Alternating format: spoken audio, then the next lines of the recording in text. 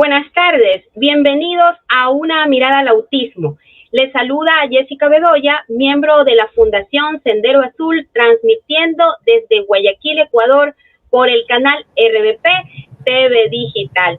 El tema de hoy es ansiedad y depresión en personas TEA. Les recordamos que este programa llega a ustedes gracias a la Fundación El Baúl de Pitocho de Ecuador. Hoy nos acompaña nuestra intérprete de lengua de señas, Sandra Sainz, ya que nuestro programa es 100% inclusivo. Bienvenida, Sandra. Es fundamental considerar la posibilidad que una persona con TEA sufra depresión y estar alerta sobre la posibilidad de que la padezca. No considerar que todo lo que expresa conductual y cognitivamente está relacionado al autismo. Es importante saber que la depresión puede no manifestarse de la misma manera que en las personas con desarrollo típico y desterrar el concepto de que las personas con autismo no pueden sentir emociones fuertes, depresión, tristeza, angustia, etc. Las personas con autismo tienen 4 veces más posibilidades de desarrollar depresión que en la población en general, considerándose la afección de salud mental más común. La ansiedad y depresión pueden tener consecuencias devastadoras en la calidad de vida y aumenta el riesgo de pensamientos y comportamientos suicidas en adultos con TEA. Es por ello que la detección de la depresión y ansiedad es crítica. Por otra parte, la depresión es más común en mujeres con TEA y esto probablemente esté relacionado a un diagnóstico tardío, abordajes inadecuados por falta de detección, su propia conciencia de dificultades sociales y la tendencia a camuflar sus síntomas para encajar mejor socialmente. Para tratar este tema de gran importancia, hemos invitado a la psicóloga Laura Isabel Ergueta Jaimes. En cuanto a sus estudios realizados, ella estudió licenciatura en psicología en la Universidad Yacambú en el 2011. En la Universidad Latinoamericana y del Caribe en el 2021, una maestría en educación especial integral. Realizó en Caracas, Venezuela, un diplomado en reclutamiento y selección de capital humano por competencias. Realizó también un diplomado internacional comunitario, neurodiversidad TEA y TDAH, educación y familia, cohorte 2. En Inbound Yoga System, ella es Teacher, Trainer de Yoga. Bienvenida, Laura, a nuestro programa Una Mirada al Autismo. Gracias por estar aquí. Gracias, Jessica. Bueno, primeramente agradezco a RBP y a la Fundación Sendero Azul por la invitación. De verdad que me encanta estar con ustedes y compartir un tema que particularmente me apasiona. Bien, Laura, para poder tener bien claro los conceptos, ¿podrías decirnos entre la ansiedad y depresión cuál es la diferencia? Okay. En el caso de la ansiedad, generalmente estamos hablando de que es una reacción asociada a nivel conductual, fisiológica y afectiva, también cognitiva, sobre esa percepción que tiene de que hay algo aversivo, es decir, hay algo de lo cual me tengo que preocupar, hay algo que me puede dañar. Y por tanto, esta reacción puede ser tanto real como imaginaria. Es decir, yo me imagino, por ejemplo, que hay algo que me puede hacer daño o que me puede afectar o que me puede hacer sentir incómoda, me puede hacer sentir mal y automáticamente hay una reacción. También está el hecho de que, por ejemplo, si yo me imagino o veo un animal, un león, una serpiente, yo voy a tener una reacción ante esa situación que realmente es un peligro. Entonces estamos hablando de que la reacción puede presentarse en varias áreas. Mientras que cuando hablamos de la depresión, ya estamos hablando de una patología, de una enfermedad que afecta tanto mental como físicamente, y esto está caracterizado mayormente por un estado de ánimo bajo, una sensación de desesperanza que va acompañada igualmente de otros síntomas a nivel físico, cognitivo y emocional. ¿Por qué el TEA se asocia frecuentemente con la ansiedad y la depresión? Ok.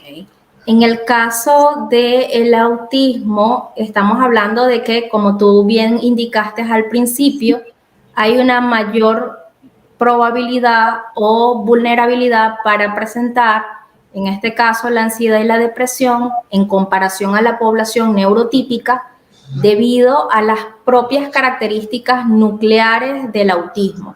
Es decir, de acuerdo, por ejemplo, a el tema asociado con, en este caso, la rigidez cognitiva, esas estereotipias motoras, esa insistencia a la invariabilidad ambiental, las rutinas. ¿Qué quiero decir con esto?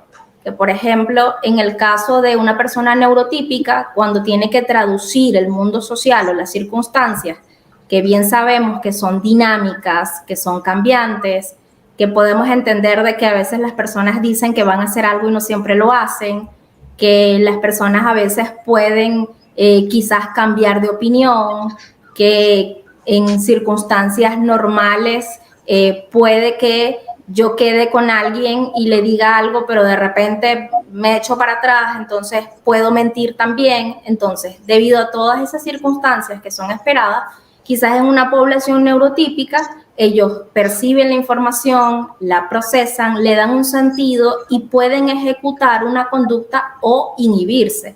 Es decir, pueden hacer algo al respecto o pueden retraerse. Pero cuando hablamos de autismo, estamos hablando de que este procesamiento, que esta percepción acerca de estas cosas en relación a los procesos mentales ocurre de manera muy diferente. Y por tanto, estas características que están aquí justamente en la lámina, asociadas a esa rigidez o a ese patrón inflexible cognitivo y conductual, hace entonces que si lo que yo espero, lo que yo considero o lo que mi cerebro procesa de manera diferente, de manera diversa, no ocurre de acuerdo a esos patrones, entonces puede generar en la persona cierto nivel de malestar psicológico. Y este malestar psicológico, dependiendo de la frecuencia, de la intensidad y de las características, se podría traducir entonces en un cuadro ansioso o en una patología ya propiamente instaurada como lo es la depresión. Entonces, en líneas generales, de acuerdo a las propias características del procesamiento, en el caso del autismo, se podría decir que eso haría entonces que por la misma dinámica del día a día se puedan presentar síntomas ansiosos y depresivos. Laura, es decir que siempre tiene que haber un detonante, ¿verdad? Para que pueda causar una crisis de ansiedad. Generalmente debe existir un detonante, ¿sí? Ahora bien, cuando hablamos de ansiedad y depresión, también hay que acotar que este tipo de condiciones pueden tener una vinculación de origen orgánico.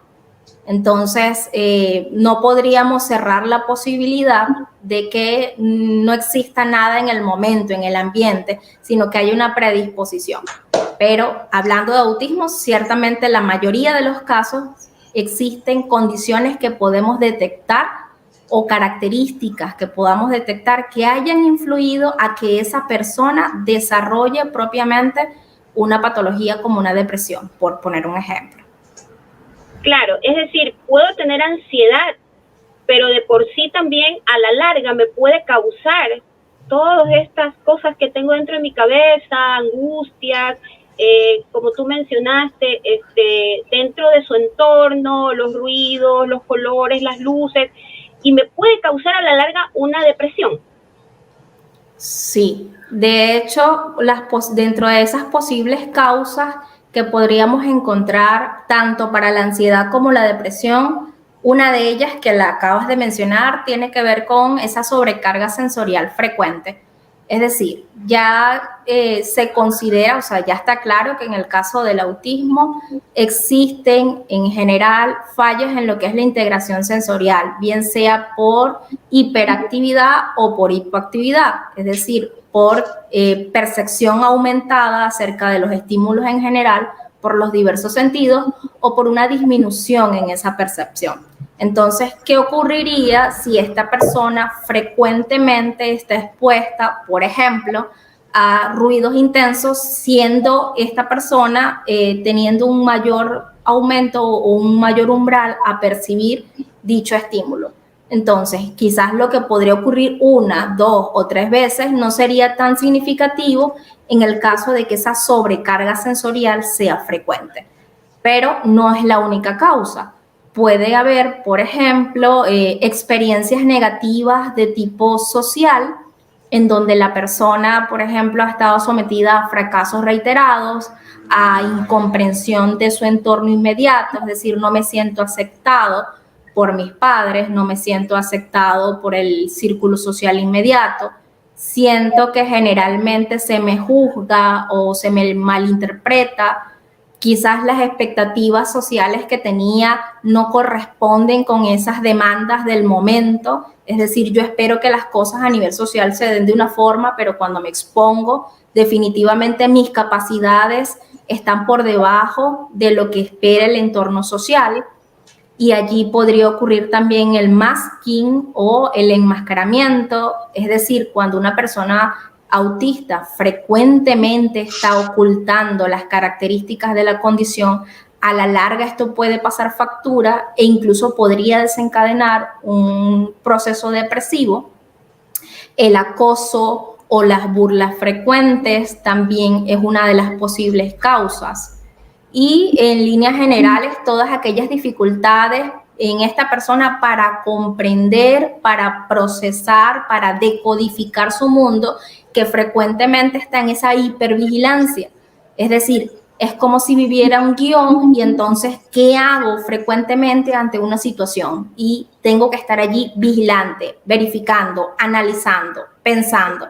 Esa reactividad ante las circunstancias y que esas circunstancias sean aversivas con frecuencia, con regularidad, pueden desencadenar un desequilibrio emocional a tal punto de un cuadro depresivo o ya una patología de tipo ansiosa. Claro, y conozco algunos casos incluso de moving laboral. Es decir, conocí a una adulta que en su trabajo, pues no, la verdad es que sabemos que la mayoría de ellos no son muy sociables, ¿no? Y pues la catalogaban de loca, bueno, le ponían diversos apodos y hasta su propio jefe no le daba el trato que era. ¿Qué podrías tú recomendarle quizás a alguien que esté viendo y tenga contratada a una persona con TEA dentro de su empresa? Okay. Lo primero sería de que debería existir un proceso de psicoeducación, es decir, que la empresa pueda promover programas, no solo en el caso del autismo, sino podrían ser programas en líneas generales sobre la neurodiversidad, para comprender, para poder empatizar sobre esa condición y saber cuáles son los recursos que necesita esta persona para poder desempeñar ese cargo al máximo. Porque a todas estas, las adaptaciones curriculares, incluso cuando hablamos de adaptaciones curriculares, no solamente pensamos o generalmente pensamos en la parte educativa, en el colegio o hasta la universidad, pero sucede que deben existir adecuaciones, adaptaciones en el entorno laboral, incluso. Claro está, no es algo a lo que en este momento podríamos decir que ya existan programas, que ya haya un seguimiento más continuo, pero sí, ciertamente es una necesidad. Toda empresa que esté dispuesta a contratar a una persona que esté dentro de la neurodiversidad debe igualmente estar en disposición de hacer el proceso de educación, de entrenamiento y de facilitar todos los medios para que esta persona se adapte.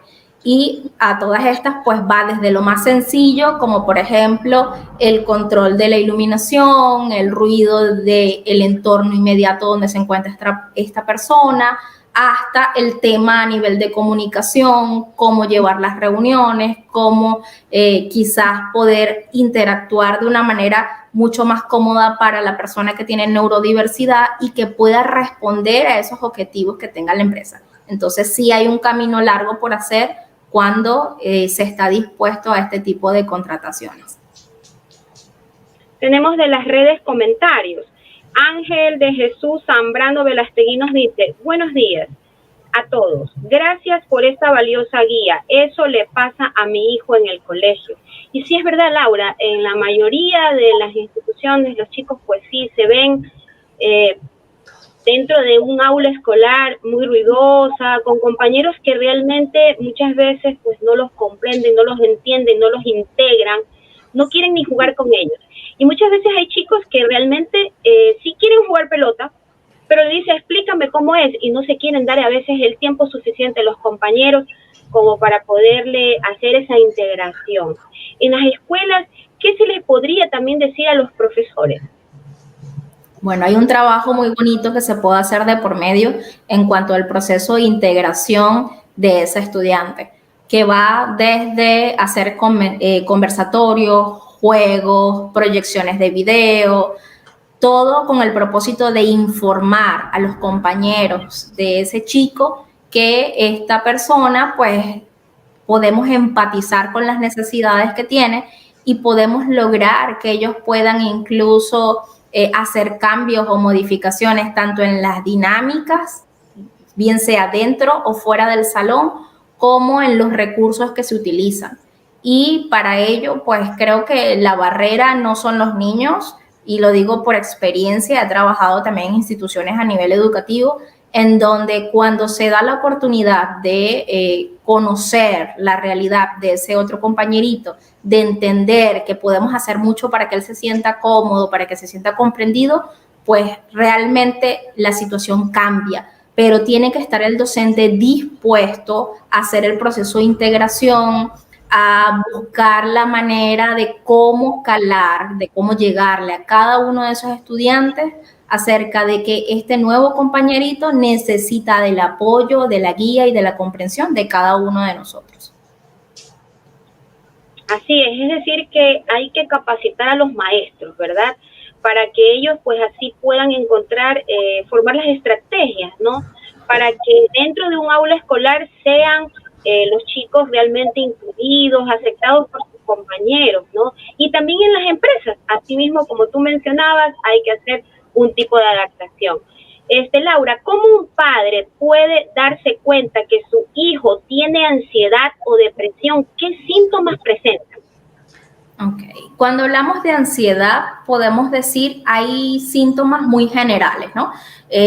Quizás asociados al tema de problemas de sueño, hay insomnio, puede haber sudoración, puede haber taquicardia, puede haber temblores o malestares físicos, puede haber dolencias de cabeza, todos los aspectos a nivel fisiológico y orgánico asociados a lo que es un malestar.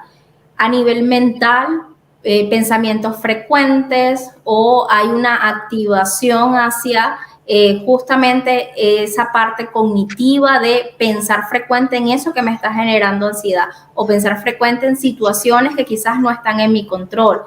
Y esos son los síntomas generales, los que podemos observar, ¿no? Pero cuando hablamos de autismo, hay un detalle que sería importante observar, y es que justamente en el autismo podemos observar que hay un aumento de las características, es decir, hay un aumento de aquellas características que usualmente vemos. Aquel niño que quizás presenta estereotipias motoras, entendiéndose por estereotipias motoras, aquellos movimientos frecuentes pueden ser, por ejemplo, desde cosas tan notorias y que incluso lo encontramos en el librito, que es el aleteo, hasta cosas más simples como el tocarse el cabello, como el quizá rascarse en alguna área específica. Entonces, ese tipo de estereotipias pueden aumentar. Lo que quizás veíamos anteriormente aumentan.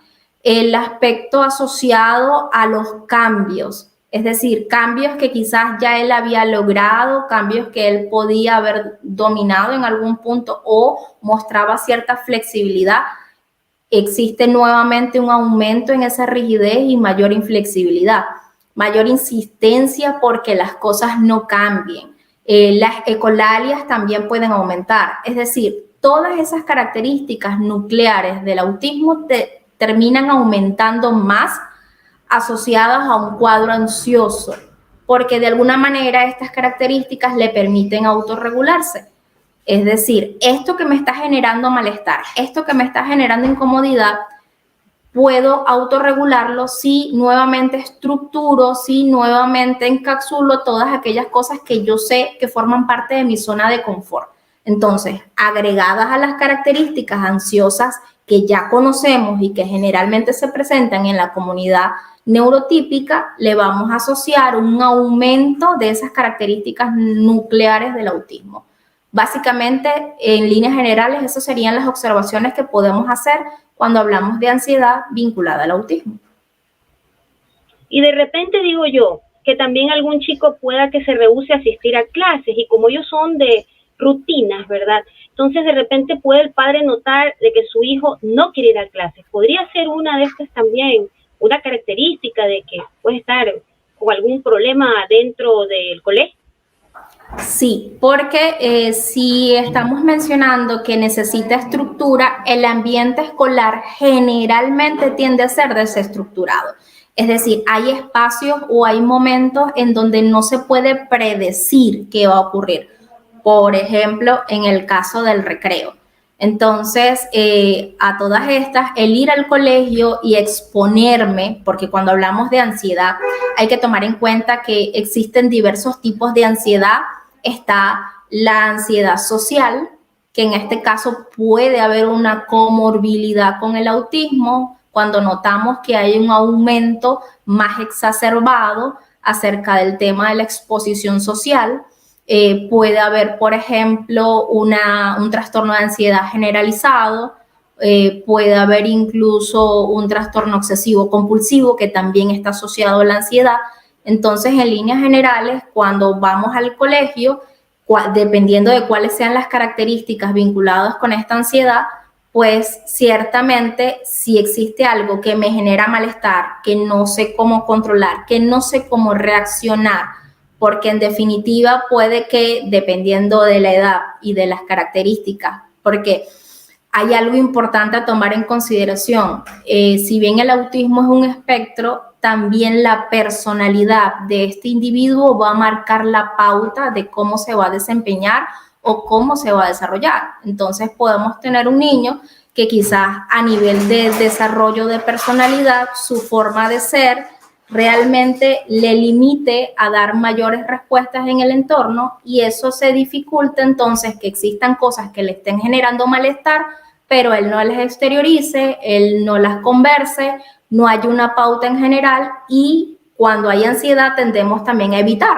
porque yo rechazo aquello que me genera malestar, porque yo rechazo aquello que sé que no puedo gestionar, que no sé cómo debo reaccionar, y en definitiva, pues utilizando los recursos que tengo de forma inconsciente, pues me refugio en el tema de mejor me quedo en casa, que es una zona que conozco, mejor me quedo en casa haciendo las actividades que a mí me gustan, mejor me quedo en casa porque es la rutina que se me hace más sencillo.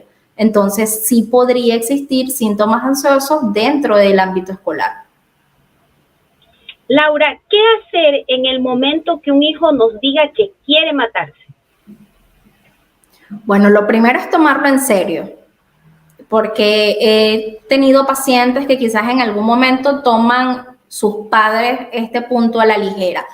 Entonces, si ya existen comentarios asociados a hacerse daño, lo primero es acercarse, empatizar con esta persona, asumir una actitud o una conducta tranquila, relajada, en donde le demuestre a esta persona que está dispuesto a escuchar lo que tiene que decir. Entonces puede hacer preguntas como, por ejemplo, ¿y cuál es la razón por la que has pensado eso?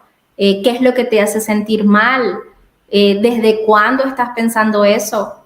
Y una vez que yo logro consolidar la información, que yo logro verificar que realmente esta es una expresión que lleva tiempo pensándolo, o que al menos lo ha pensado varias veces, que a todas estas hay una situación que está desencadenando dicho pensamiento, lo ideal es buscar ayuda o asesoría, porque es una llamada, es una alerta, y que muchas veces se dice ya cuando la persona tiene tiempo ya cuando ha ocurrido en otras oportunidades pensamientos que quizás no ha exteriorizado. Entonces, el hecho de que lo diga es motivo suficiente para aprovechar la oportunidad y buscar asesoría especializada. Laura, ¿existen diferentes tipos de depresión?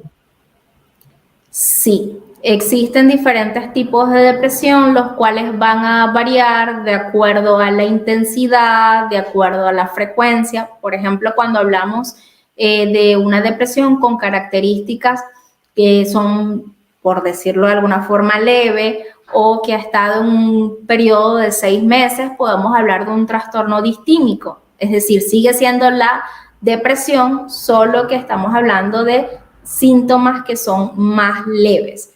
Está la depresión mayor, que ya allí estaríamos hablando sí de síntomas quizás con un poco mayor severidad y que llevan un tiempo instaurados. Entonces, existen varias pautas o varias características para poder tipificar una depresión, pero siempre considerando esos dos aspectos principales, tanto la duración como la intensidad.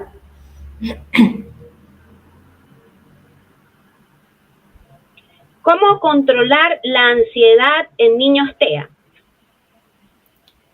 Lo primero que es importante realizar es observar la rutina y observar los posibles desencadenantes de la ansiedad. Porque si bien es cierto, hay características o hay actividades bien puntuales que se pueden realizar, como por ejemplo, lo ideal es que este niño tenga actividades de tipo físico, es decir, que haga algún reporte, bien sea natación, karate, o incluso salir a manejar bicicleta con mamá, con papá, salir a caminar, que haya actividad física, pero adicionalmente a ello, pues puede realizar, por ejemplo, ejercicios de respiración.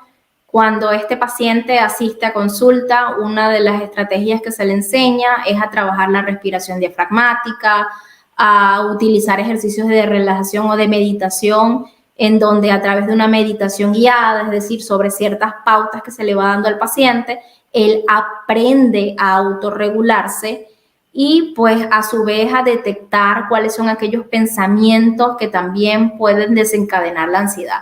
Porque la ansiedad en general, más allá de una emoción, es un pensamiento. Es decir, hay algún aspecto a nivel cognitivo que puede desencadenar o anticipar dicha ansiedad.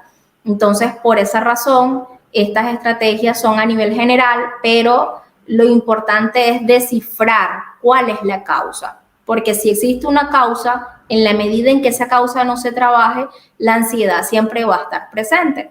Un ejemplo de ello sería, vamos a suponer que quizás a mí lo que me genera ansiedad es la exposición social, porque ya he notado que no tengo conversaciones, es decir, he notado que no tengo temas para conversar, he notado que no sé cuándo intervenir, he notado que quizás lo que digo los demás se ríen o no lo toman en serio. Entonces ya estamos hablando que si esta característica, esta persona no toma conciencia de que eso es lo que le genera el malestar y que a su vez tiene que aprender ciertas pautas para comunicarse, la ansiedad siempre va a estar presente.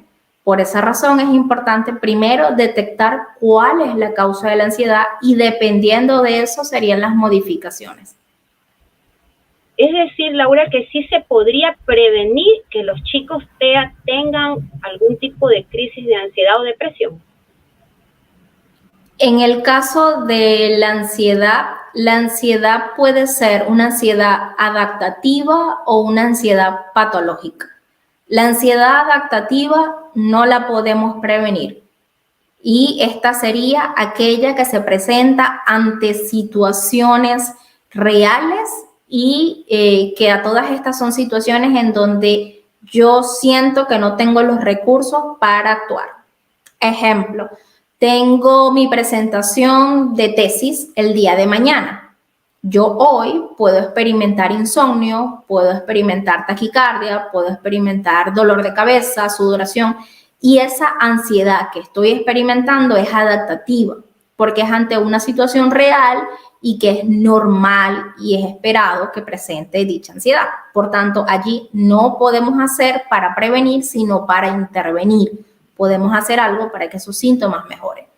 Pero cuando ya hablamos de una ansiedad patológica, allí sí hay muchas cosas que podemos prevenir que están asociadas a las causas que mencioné anteriormente. Entonces, si estas posibles causas las trabajamos, porque son situaciones que pueden manejarse, si se trabaja, muy probablemente existe la posibilidad entonces de que podamos prevenir el desarrollo de una ansiedad patológica y de un trastorno depresivo. ¿Toda depresión o ansiedad debe ser tratada con medicamentos? No. Si bien es cierto, existen casos en donde se requiere tratamiento farmacológico porque la terapia o la intervención psicológica no es suficiente.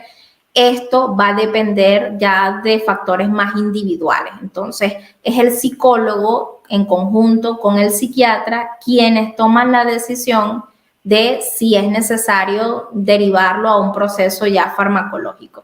Y el psiquiatra es quien medicaría, ¿no? Pero en este caso, pues no todo el mundo es candidato para un tratamiento farmacológico. Sabes que esta es la pregunta que muchas veces los padres se hacen, porque muchas veces le dicen, no, medíquelo, pero a veces ni siquiera preguntan por qué. ¿Podrías quizás mencionarnos un caso como ejemplo en el cual se debe de aplicar medicación? Ok. Bueno, vamos a ponerte un ejemplo de una paciente de 32 años, quien desde hace 4 años venía presentando síntomas de decaimiento, de apatía, sin ganas de levantarse, no había nada que lo motivara. Esta paciente a su vez tenía síntomas ansiosos también bastante intensos como sudoración, malestar, taquicardia cada vez que tenía que salir de casa y pues en definitiva ella decidió a raíz de eso asumir un proceso psicológico porque no había buscado ayuda.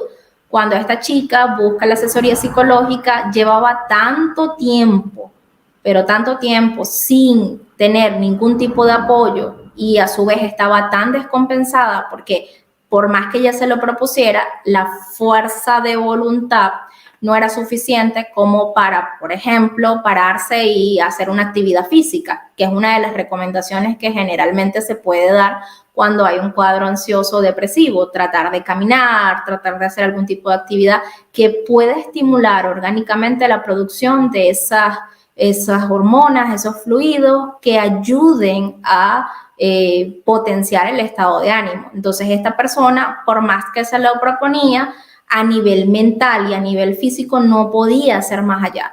Y cuando tú ves que esa persona no responde positivamente a la terapia psicológica en las primeras semanas, entonces, y a su vez existen pensamientos de riesgo, como por ejemplo, mi vida no vale la pena, yo siento que todo lo que hago no lo hago bien, entonces ya allí tú tienes un paciente que es candidato para acompañarlo con psiquiatría porque el proceso psicológico no es suficiente en ese momento debido al nivel de descompensación que tiene. Entonces, cuando ya los síntomas no mejoran o por lo menos avanzan un poco con el proceso terapéutico y estos síntomas a su vez ponen en riesgo su autocuidado de alimentación, de higiene, incluso hay conductas autolesivas que en ocasiones eso puede suceder. Por ejemplo, chicos o chicas que se cortan, chicos o chicas que se golpean, que se hacen daño o que también tienen explosiones de irritabilidad en relación a los demás. Entonces tú ya estás visualizando que es un paciente que por mucho que tú lo tengas en un proceso psicológico, no va a funcionar porque él necesita primero compensar ciertas características para poder acceder mejor a la terapia. Laura, tenemos preguntas desde las redes. Mónica Narváez nos dice, buenos días, una consulta. ¿Cómo pedimos inclusión en los entornos como la educación y el ámbito laboral? Bueno, en antes algo nos dijiste, quizás puedes responder esta pregunta para la señora. Ok, bueno, sí. Usualmente, si hablamos del ámbito educativo, lo primero que podríamos visualizar es si en ese ambiente existe lo que quizás en Venezuela se conoce como aula integrada.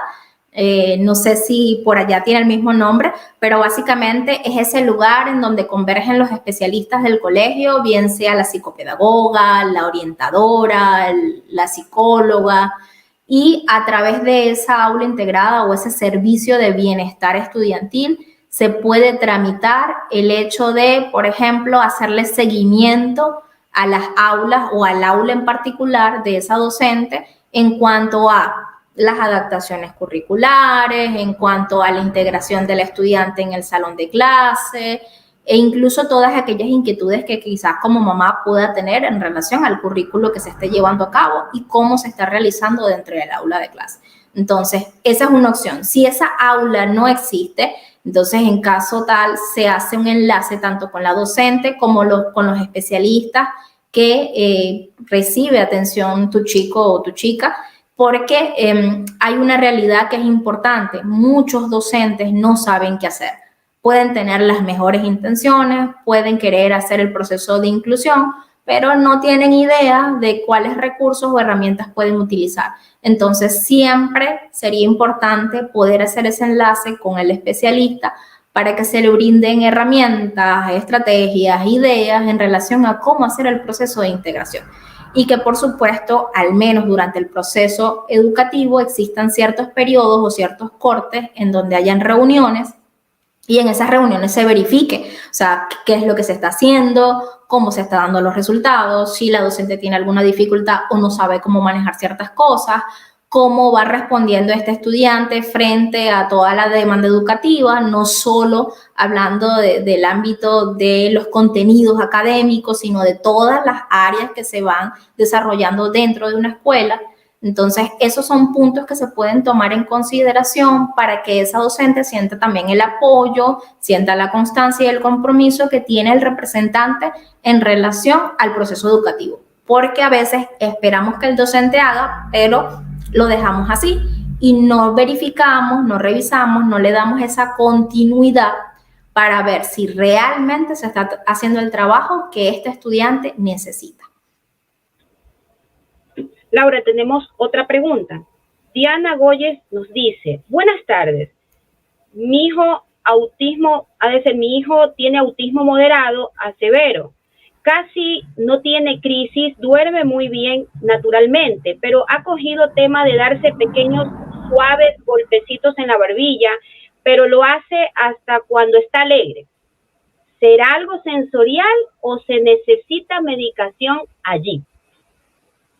Ok, bueno, responder ese tipo de preguntas es un poco complejo porque pues hay que tomar en cuenta muchas cosas. Lo ideal es hacer un registro conductual, o sea, en qué momentos lo hace, con qué frecuencia, cuántas veces al día, bajo qué circunstancias, para poder dar una respuesta más exacta. Pero si tuviera que decirte algo a nivel general, con lo poco que estás informando, quizás podría decirte que quizás podría ser una estereotipia motora y que esta estereotipia no necesariamente es algo negativo que necesite un tratamiento farmacológico o alguna intervención, porque no se está haciendo daño, según entiendo es suave, por lo que dice el mensaje, y a su vez no está haciendo ni daño a sí mismo ni daño a los otros. Las estereotipias motoras no solo aparecen en las crisis, en el malestar, o los meltdown, los shutdown, puede aparecer también en los momentos de alegría, de euforia, de bienestar,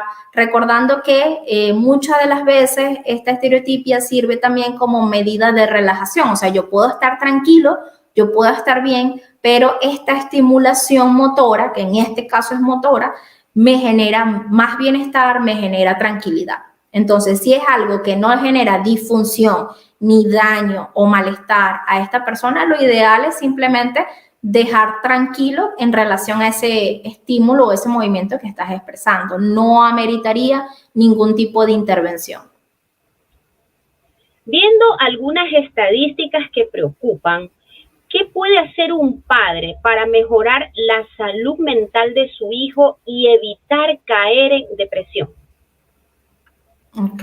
Lo primero sería hacerle sentir a esta persona aceptada, hacerle sentir que realmente comprendes, entiendes desde sus gustos, sus intereses, su estilo comunicativo, su forma de ser.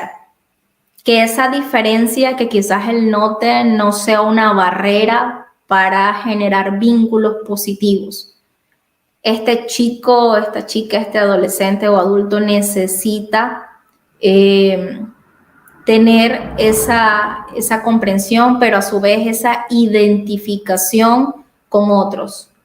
Por ello, la parte social es un punto importante a observar, a trabajar, porque a todas estas nosotros somos seres sociales, quizás algunos más que otros, pero el hecho de saber que puedo ser como sea que soy y que soy aceptado, que me respetan mis gustos, respetan mis intereses, respetan incluso hasta mis estereotipias, que hay una aceptación en sí de quién es como ser con todas sus características, ya ese es un punto de relevancia para efectos de la salud mental en general. Otro de los puntos sería sencillamente incorporar actividades que le ayuden a él también a potenciar o a desarrollar sus características como individuo. Porque si bien el autismo es una condición que forma parte de su ser, no es lo único ni es todo. Esta persona tiene habilidades, tiene destrezas, tiene capacidades, y enseñárselas, mostrárselas, ayudarlas a que él las observe y las desarrolle para potenciar así su autoestima, para que él pueda conocerse como individuo, para que él pueda tener algo con lo que conecte, con lo que se sienta bien, con lo que se sienta a gusto.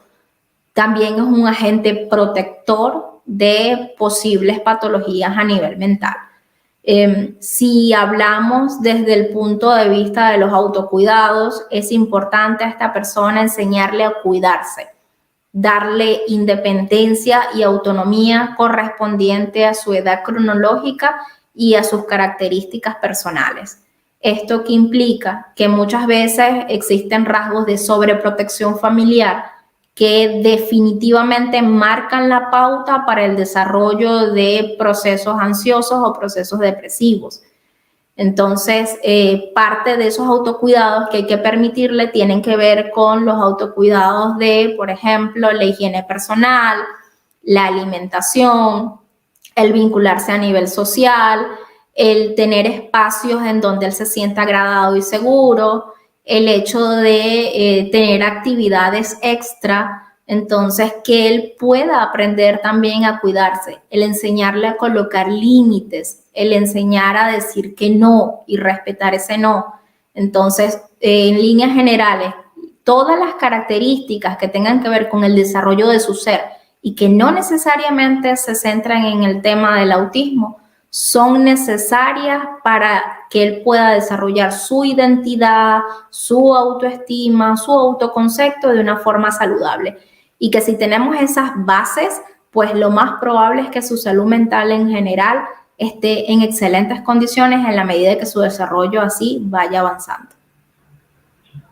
Laura, el sentirse incomprendidas las personas TEA en la sociedad puede ser un factor que cause depresión.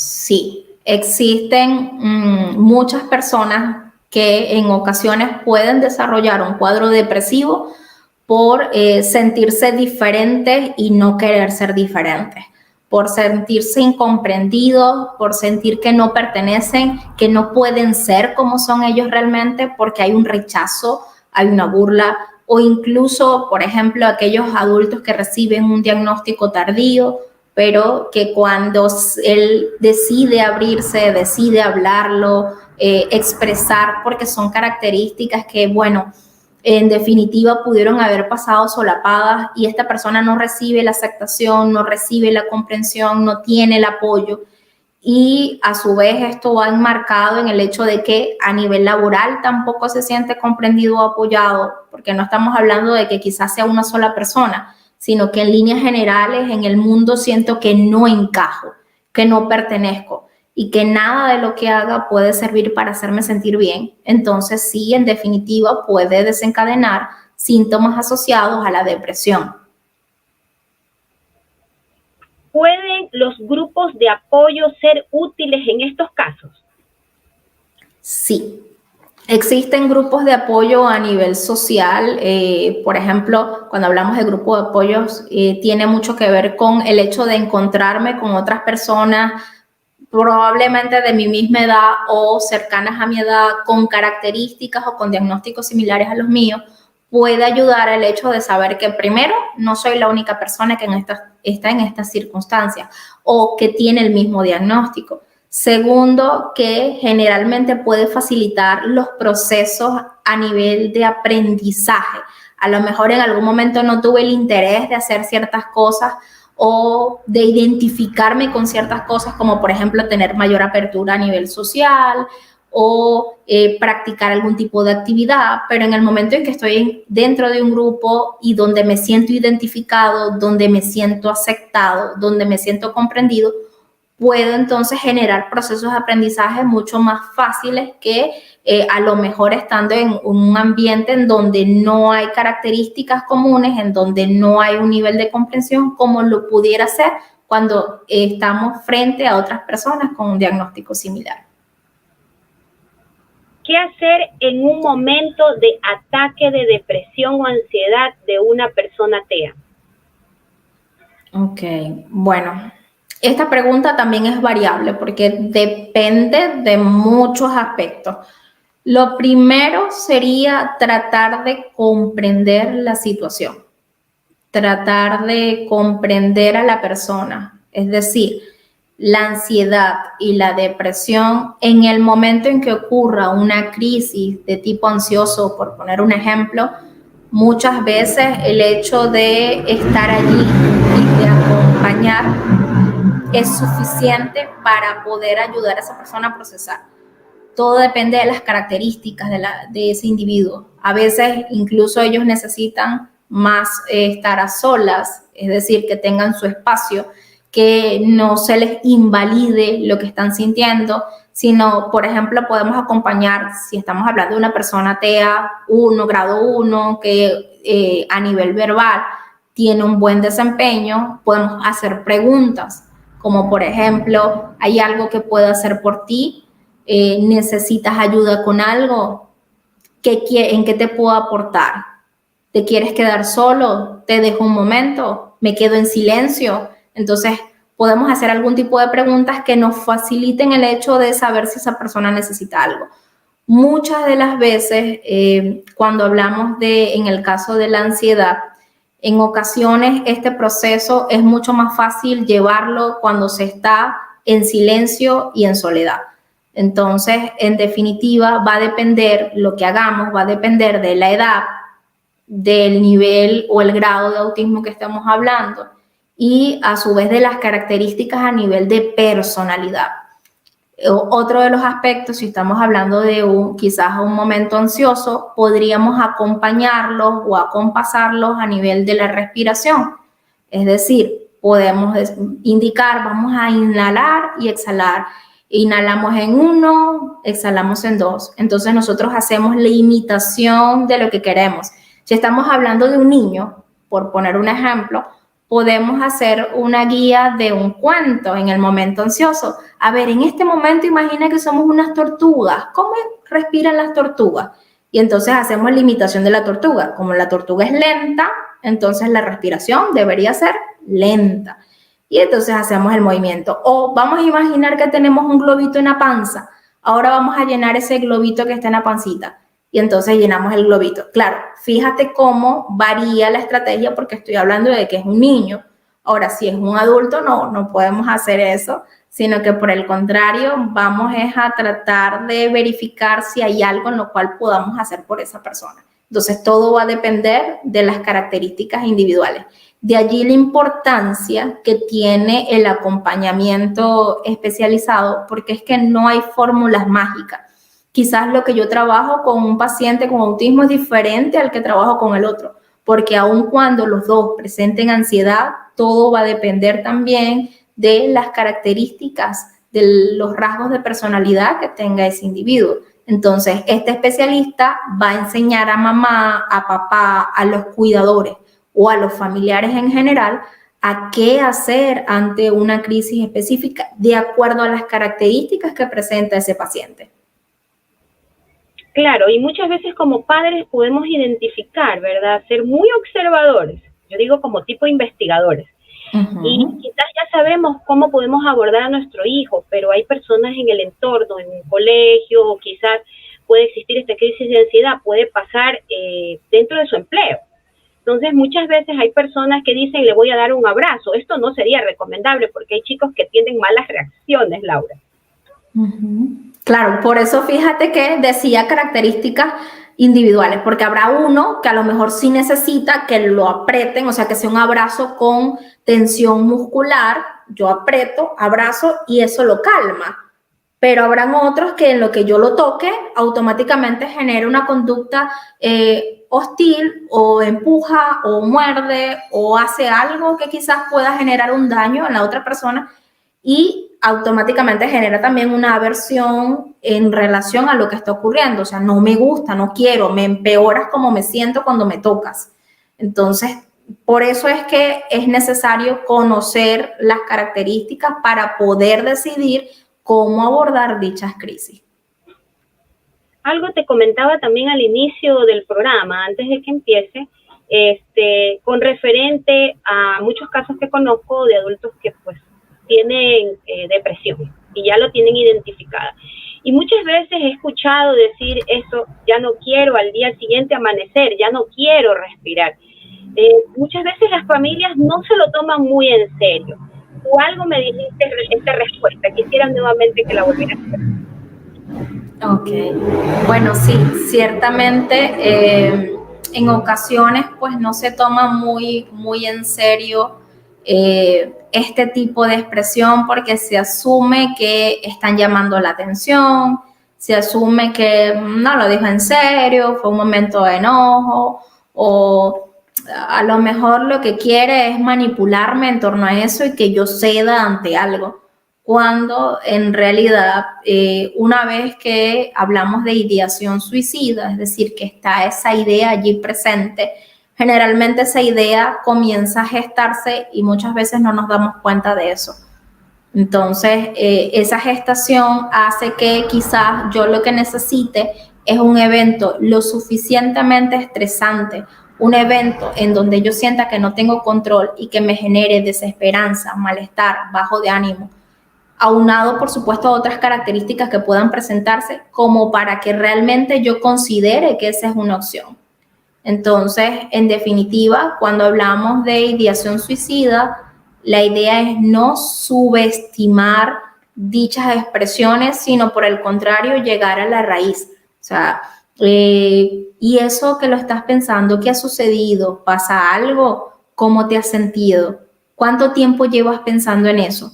Específicamente, ¿qué es lo que piensas? Entonces, ir indagando, verificando de dónde viene ese pensamiento, cuál es el tiempo que quizás ha tenido esta persona pensando en esto, y si notamos que en definitiva hay ciertas características que dicen, bueno, no es primera vez que lo piensa, a su vez hay un malestar global por situaciones que lo han llevado a pensar en eso, y que cada vez que él está en malestar lo piensa, tuve una frustración, tuve un enojo, hay una situación que me genera tristeza y mi reacción frente a eso siempre es este punto. Entonces, en definitiva, ya te está diciendo, mira, necesitas buscar asesoría especializada para trabajar este punto porque es una situación de alerta, de alarma que realmente podría consolidarse.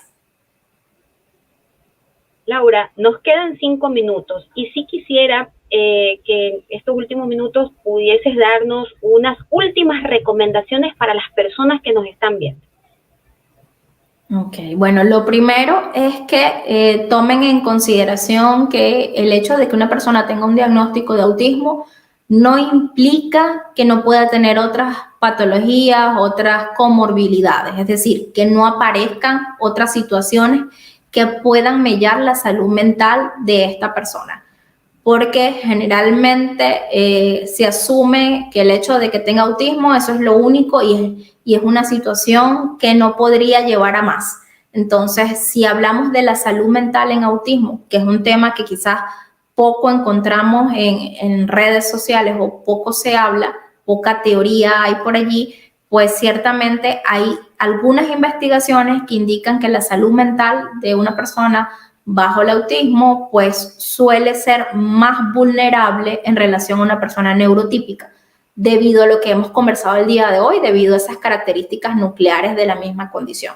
Entonces, en definitiva, si eso es así, si existe mayor vulnerabilidad, toca entonces primero tratar en la medida de lo posible de mantener las atenciones especializadas. Eso es bastante importante porque va a permitir no solo, como muchos lo ven, compensar las deficiencias, sino más bien fortalecer sus características individuales, potenciar su autoestima, lograr que esta persona se sienta segura con sus características, lograr que definitivamente no ocurra ese enmascaramiento, sino que más bien la persona tenga recursos emocionales para gestionarse.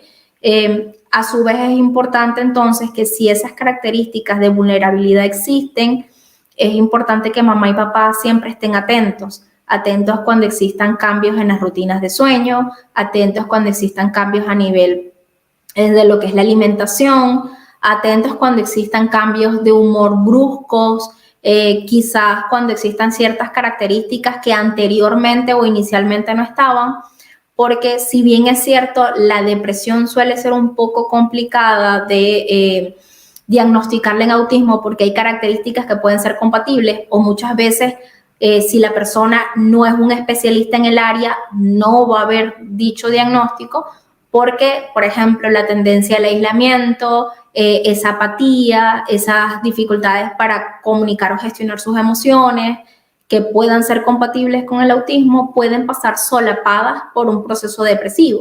Entonces, al mínimo cambio, básicamente ser atentos, observadores, tratar de generar esos espacios en donde se pueda comunicar, desarrollar, expresar emociones y, por supuesto, sobre todo, no aislar o sobreproteger, sino darle oportunidades a esta persona que se desarrolle con todas sus potencialidades, porque es un ser completo y único que puede lograr muchas cosas siempre y cuando los adultos le brinden las herramientas necesarias.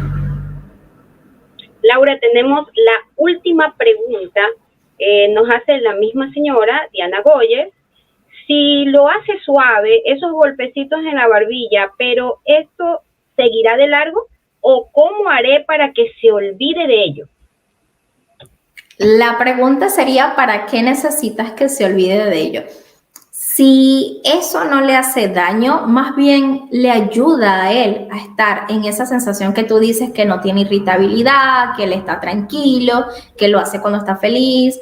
Entonces, las estereotipias tienen un factor regulador y protector. Es decir, para la persona autista son positivas. La única manera en la cual se podría decir desde el punto de vista especializado que es necesario sustituir o retirar dicha estereotipia es que se haga daño. Si esta persona no se está haciendo daño, si no está ocurriendo nada negativo, entonces lo más prudente y lo más sano es permitirle tener la estereotipia. Laura, te agradezco por tu excelente intervención en nuestro programa y también un agradecimiento a nuestra intérprete de lengua de señas, Sandra Sainz. Para ver más de nuestros programas, lo pueden hacer a través de nuestro canal de YouTube, RBP TV Digital, Baúl de Pinocho. Y el programa de hoy ha llegado a ustedes gracias a la Fundación El Baúl de Pinocho, por el canal RBP TV Digital. Nos vemos la próxima semana. Esto fue Una mirada al autismo con Fundación Sendero Azul. Gracias.